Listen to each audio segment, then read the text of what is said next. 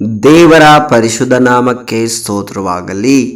ಈ ದಿನದ ದೇವರ ವಾಕ್ಯ 2 ಕೊರಿಂಥಿಯದವರಿಗೆ ಬರೆದ ಪತ್ರಿಕೆ 12ನೇ ಅಧ್ಯಾಯ 9ನೇ ವಾಕ್ಯ.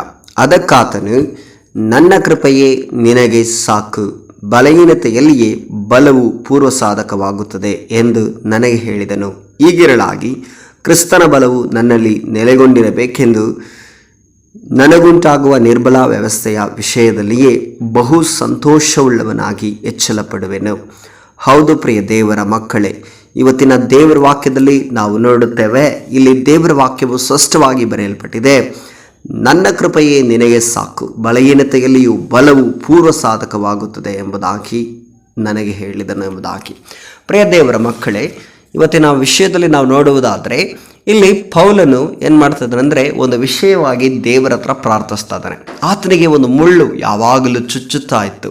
ಆ ಮುಳ್ಳಿನ ನಿಮಿತ್ತ, ಚುಚ್ಚುವುದರ ನಿಮಿತ್ತ ಆತನ ಕಣ್ಣುಗಳಲ್ಲಿ ಯಾವಾಗಲೂ ನೀರು ಸುರಿತಾನೇ ಇತ್ತಂತೆ. ಆತನ ಏನು ಮಾಡ್ತಾನಂದರೆ ಅದನ್ನು ಸಹಿಸ್ಕೊಳ್ಳಿಕ್ಕಾಗಲಾರ್ದೆ, ಅದನ್ನು ನೋವನ್ನು ಸಹಿಸ್ಕೊಳ್ಳಿಕ್ಕಾಗಲಾರ್ದೆ ದೇವರ ಹತ್ರ ಹೋಗ್ಬಿಟ್ಟು ಕೇಳ್ತಾನೆ. ಆತನು 1 ಸಾರಿ ಅಲ್ಲ, 2 ಸಾರಿ ಅಲ್ಲ, 3 ಸಾರಿ ಆತನು ಅದಕ್ಕೋಸ್ಕರ ಪ್ರಾರ್ಥನೆ ಮಾಡ್ತಾನೆ. ದೇವರೇ, ಇದನ್ನು ನನ್ನಿಂದ ತೆಗೆದು ಬಿಡು, ಈ ಒಂದು ವಿಷಯವನ್ನು ನನ್ನಿಂದ ತೆಗಿ ಸ್ವಾಮಿ, ಈ ನೋವು ತಡಿಲಿಕ್ಕಾಗ್ತಾ ಇಲ್ಲ, ಈ ಒಂದು ವ್ಯವಸ್ಥೆ ನನ್ನಿಂದ ಆಗ್ತಾ ಇಲ್ಲ ದೇವರೇ, ನನ್ನನ್ನು ಬಿಟ್ಟು ತೆಗೆದು ಬಿಡು ಸ್ವಾಮಿ ಎಂಬುದಾಗಿ ಆತನು ಪ್ರಾರ್ಥಿಸುವಾಗ 3ನೇ ಸಾರಿ ಆತನು ಕರ್ತನನ್ನು ಬೇಡಿಕೊಂಡಾಗ ದೇವರು ಅವನಿಗೆ ಹೇಳಿದಂಥ ಒಂದು ಉತ್ತರ, ನನ್ನ ಕೃಪೆಯೇ ನಿನಗೆ ಸಾಕು, ಬಲಹೀನತೆಯಲ್ಲಿಯೂ ಬಲವು ಪೂರ್ವಸಾಧಕವಾದುದು ಎಂಬುದಾಗಿ ದೇವರು ಉತ್ತರ ಕೊಡುತ್ತಾನೆ. ಅಂದರೆ ಆತನಿಗೆ ಇದ್ದಂಥ ಆ ಒಂದು ಬಲಹೀನತೆಯಲ್ಲಿ ದೇವರ ಕೃಪೆ ಸಾಕು ಎಂಬುದಾಗಿ.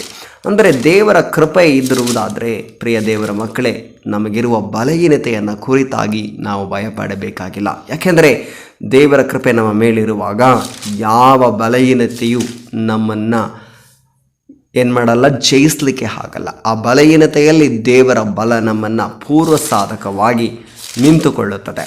ಆದ್ದರಿಂದ ಪ್ರಿಯ ದೇವರ ಮಕ್ಕಳೇ, ನಮಗಿರುವ ಬಲಹೀನತೆಗಳ ವಿಷಯವಾಗಿ ನಾವು ನೋಡಿಕೊಳ್ಳಬೇಕಾದ ಒಂದು ಕಾರ್ಯ. 3 ರೀತಿಯ ಬಲಹೀನತೆ ಒಂದು ಮನುಷ್ಯನಲ್ಲಿ ಇರ್ತದೆ. ಆತ್ಮಿಕವಾದ ಬಲಹೀನತೆ, ದೈಹಿಕವಾದ ಬಲಹೀನತೆ ಮತ್ತು ಮಾನಸಿಕವಾದ ಬಲಹೀನತೆ. ಪ್ರಿಯ ದೇವರ ಮಕ್ಕಳೇ, ಆತ್ಮಿಕವಾಗಿ ನಾವು ಕೆಲವು ಸಮಯ ಸೋತು ಹೋಗುತ್ತೇವೆ. ಹಾಗೆಯೇ ದೈಹಿಕವಾಗಿ ಅನಾರೋಗ್ಯದಿಂದ ಅನೇಕ ರೀತಿಯಾದಂಥ ಕಾಯಿಲೆಗಳು ಬರುವಾಗ ಅಥವಾ ಸುಸ್ತಾಗುವಾಗ ನಾವು ಸೋತು ಹೋಗುತ್ತೇವೆ. 3ನೇದಾಗಿ ಮಾನಸಿಕವಾಗಿ ನಾವು ಸೋತು ಹೋಗುವುದು ಯಾವಾಗ ಅಂದರೆ, ನಮ್ಮನ್ನು ಪ್ರೀತಿಸಿದವರು, ನಮ್ಮನ್ನು ನಂಬಿದವರು, ನಾವು ನಂಬಿದ ವ್ಯಕ್ತಿಗಳು ನಮ್ಮನ್ನು ಕೈಬಿಟ್ಟು ಹೋಗುವಾಗ, ನಾವು ನಂಬಿದ ಮನುಷ್ಯರು ನಮಗೆ ಮೋಸ ಮಾಡುವಾಗ, ನಮ್ಮ ಬಗ್ಗೆ ಇಲ್ಲದು ಸಲ್ಲದು ಮಾತನಾಡುವಾಗ, ಅಥವಾ ನಮ್ಮ ಬಗ್ಗೆ ಸುಮ್ಮನೆ ಏನಾದರೂ ಮಾತನಾಡಿ ನಮಗೆ ನೋಯಿಸುವಾಗ ನಾವು ಕುಂದಿ ಹೋಗುತ್ತೇವೆ, ನಾವು ಬಲಹೀನತೆಗೆ ಒಳಗಡೆ ಆಗುತ್ತೇವೆ. ಈ ವಿಷಯದಲ್ಲೂ ಕೂಡ ನಾವು ಬಲಹೀನರಾಗಿ ನಿಲ್ಲುತ್ತೇವೆ. ಹಾಗೆ ಆತ್ಮಿಕವಾಗಿ ನಾವು ಯಾವಾಗ ಸೋತು ಹೋಗ್ತೇವೆ ಅಂದರೆ, ನಮ್ಮ ಆತ್ಮೀಯರು, ನಮ್ಮ ಜೊತೆ ಇದ್ದಂಥ ಪ್ರಾರ್ಥಿಸುವವರು, ನಮ್ಮ ಜೊತೆ ನಡೆಸಿದವರು, ನಮ್ಮನ್ನು ಬಲಪಡಿಸಿದವರು ಸೋತು ಹೋಗುವಾಗ, ನಮ್ಮನ್ನು ಬಿಟ್ಟು ದೂರವಾಗಿ ಹೋಗುವಾಗ ನಾವು ಬಲಹೀನತೆಗೆ ಒಳಗಡೆ ಆಗುತ್ತೇವೆ. ಆವಾಗಲೂ ಕೂಡ ಈ ನಮ್ಮ ಬಲಹೀನತೆ ನಮಗೆ ಹೆಚ್ಚಾಗಿ ಕಾಣುತ್ತದೆ. ಆದರೆ ಆ ಒಂದು ಸಮಯದಲ್ಲಿ ಪ್ರಿಯರೇ, ದೇವರು ನಿಮಗೆ ಹೇಳುತ್ತಿರುವಂಥ ಒಂದು ಮಾತು, ನನ್ನ ಕೃಪೆಯೇ ನಿನಗೆ ಸಾಕು. ಯಾಕೆಂದರೆ ನಾವು ನೋಡ್ತೇವೆ, ಯೆಶಾಯನ ಬರೆದ ಪ್ರವಾದನೆ ಗ್ರಂಥ 54ನೇ ಅಧ್ಯಾಯದಲ್ಲಿ 10ನೇ ವಾಕ್ಯದಲ್ಲಿ ನಾವು ನೋಡುತ್ತೇವೆ, ಬೆಟ್ಟಗಳು ಸ್ಥಳವನ್ನು ಬಿಟ್ಟು ಹೋದವು, ಗುಡ್ಡಗಳು ಕದಲಿಯಾವು, ಆದರೆ ನನ್ನ ಕೃಪೆಯು ನಿನ್ನನ್ನು ಬಿಟ್ಟು ಹೋಗದು ಎಂಬುದಾಗಿ.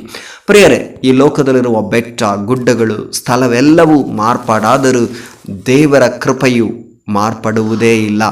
ದೇವರ ಶಕ್ತಿಯು ನಮಗೆ ಮಾರ್ಪಾಡಾಗುವುದಿಲ್ಲ. ಯಾಕೆಂದರೆ ಇದು ಸರ್ವಶಕ್ತನಾದ ದೇವರು ಹೇಳಿರುವಂಥ ಮಾತು.